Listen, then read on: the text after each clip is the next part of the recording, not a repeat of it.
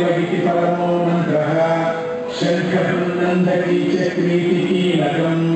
शाङ्गधन्वागदागरनित्यस्त्रम् रथाङ्गपाणिरक्षोभ्येति नेत्रम् त्रिसामासामगच्छामीति कवचम् आनन्दम् परब्रह्मेति योनिः ऋतुसुदर्शनः काल इति दिग्बन्धः विश्वरूप इति ध्यानम् श्रीमहाविष्णुप्रीत्यर्थे पारायणे विनियोगः ध्यानम्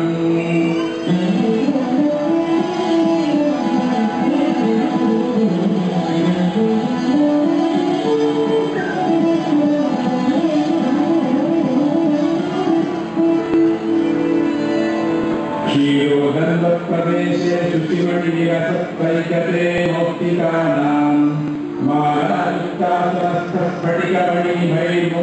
मालायुक्तासनस्थस्फटिकमणिभैर्मौक्तिकैर्मण्डिताङ्गः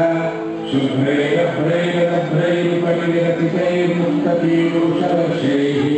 आनन्दीनः पुनीयाजयनयनगदाशङ्खमालिमुकुन्दः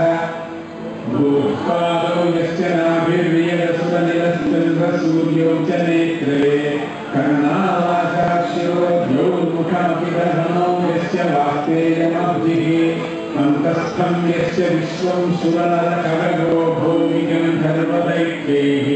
चित्रं रम्यते तं त्रिभुवनवपुषं विष्णुमीशं नमामि शान्ताकारं भुजगशयनं पद्मनाभं सुरेशं विश्वाकारं गगनसदृशं मेघवर्णं शुभाङ्गं लक्ष्मीकान्तं कमलनयनं योगिहृद्यानरम्यं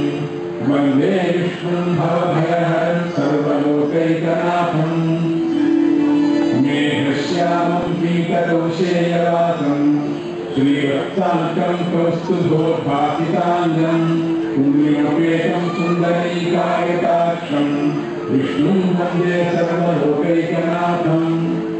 सशङ्खचक्रं सकिरीटकुण्डलं सपीतवस्त्रं सरसीरुहेक्षणं सहारवक्षस्थलशोभिकौस्तुभं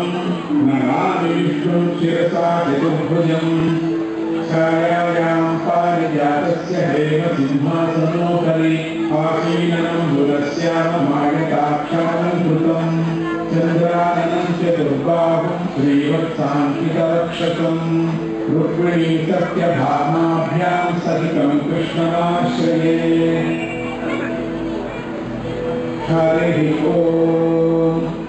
विश्वं विष्णुर्वषट्कारो भूतभव्यभवत्प्रभुः भूतकृद्भूतभृद्भावो भूतात्मा भूतभावनः भूतात्मा परमात्मा च मुक्तानां परमागतिः अव्ययः पुरुषः साक्षी क्षेत्रज्ञोऽक्षर एव च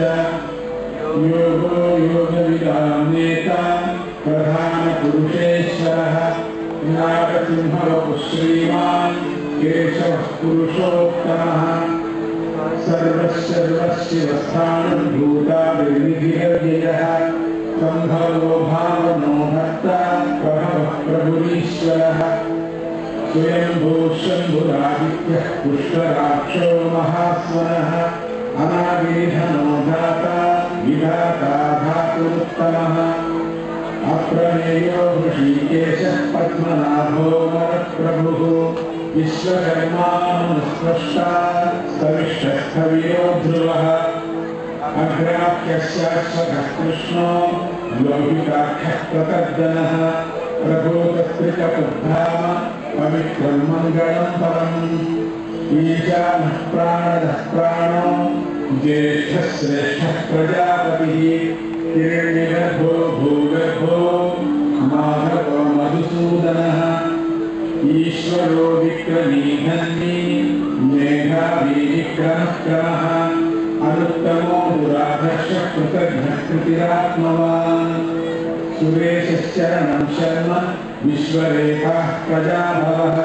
अहः संवत्सरो व्यानः प्रत्यगः सर्वदर्शनः अजः सर्वेश्वरः सिद्धः सिद्धिः सर्वादिरक्षितः कृशा कपिलनेयात्मा सर्वयोगविनिस्मृतः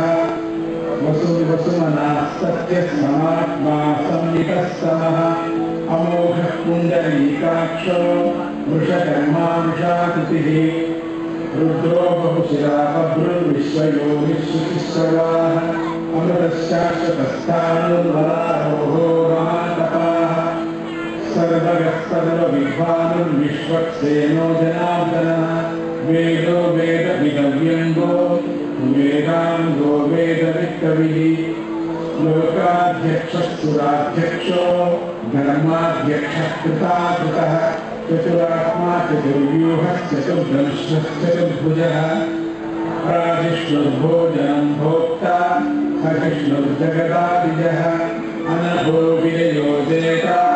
विश्वयोनिः पुनर्वसुः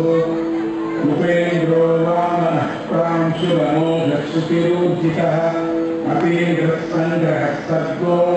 दुरात्मा नियमो यमः वेद्यो वैद्यः सदा योगी वीरकामाधरो मधुः अतीन्द्रियो महामायो महोत्साहो महाबलः महाबुद्धिर्महावीर्यो महाशक्तिर्महाद्युतिः अनिर्देश्यवतु श्रीमानमेयात्मा महाविधुत् महेश्वासो महीभर्ता श्रीनिवासस्तथाङ्गतिः अनिरुद्धः सुरानन्दो गोविन्दो गोविगाम्पतिः मरीचिर्गमनो हंसः सुपर्णो भुजगोत्तमः हिरण्यनाभः सुतपाः पद्मनाभः प्रजापतिः अमृत्युः सर्वभृत्सिंहः सन्धाता सन्धिमान् स्थिरः अजो दुर्मर्षणः शास्ता विश्रुतात्मा सुरारिः गुरुर्गुरुतमो धाम सत्यः सत्यपराक्रमः निमिषो निमिषस्सर्गी वाचस्पतिरुदारधीः अग्रणीर्ग्रामणी श्रीमान् न्यायो नेता समीरणः सहस्रमूर्धा विश्वात्मा सहस्राक्षः सहस्रपात्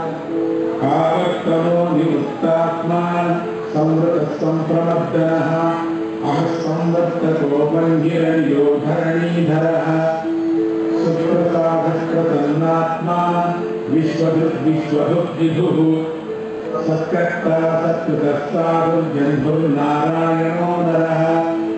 असंख्येयो प्रमेयात्मा विशिष्टशिष्टकृच्युतिः सिद्धार्थः सिद्धसङ्कल्पः सिद्धिसाधनः वृषादीवृषभो विष्णुर्वृषपर्वा वृषोदरः वर्धनो वर्धमानस्य विविक्तश्रुतिसागरः सुभुजो रुद्धरो वाग्मी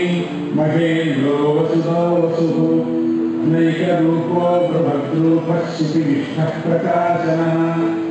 ओजस्तेजोद्विधरः प्रकाशात्मा प्रतापनः रुद्धः स्पष्टाक्षरो मन्त्रः सङ्ग्रांशर्भास्करद्युतिः अमृतांशोद्भवो भानुष्यशबिन्दुः औषधं जगतस्तेतुः सत्यधर्मपराक्रमः भूतभव्यभवन्नाथः पवनः पावनो नरः कामः कामकृत्क्रान्तः कामः कामप्रदः प्रभुः युगादिकृद्युगावत्तो नैकमायो महाशनः अदृश्यो व्यक्तरूपस्य सहस्रदिनन्तजित् इष्टो विशिष्टशिष्टेष्टः शिखण्डी नहुषो वृषः क्रोधः क्रोधदुत्कर्ता विश्वबाहुर्महीधरः अच्युतः प्रतिभः प्राणः प्राणदो वासवानुजः अपामिधिरधिष्ठानमप्रणतः प्रतिष्ठितः स्कन्दस्कन्दधरो धुर्यो वनदो वायुवाहनः वासुदेवो बृहद्भानुरादिदेवः पुरन्दरः अशोकस्तारणस्तारः शूरः शौरिर्जनेश्वरः अनुकूलश्च तावत्तः पद्मी पद्मनिवेक्षणः पद्मनाभोरविन्दाक्षः पद्मगर्भः शरीरभृत् महद्भिर्वृद्धो वृद्धात्मा महाक्षो गरुडध्वजः अतुलशरभो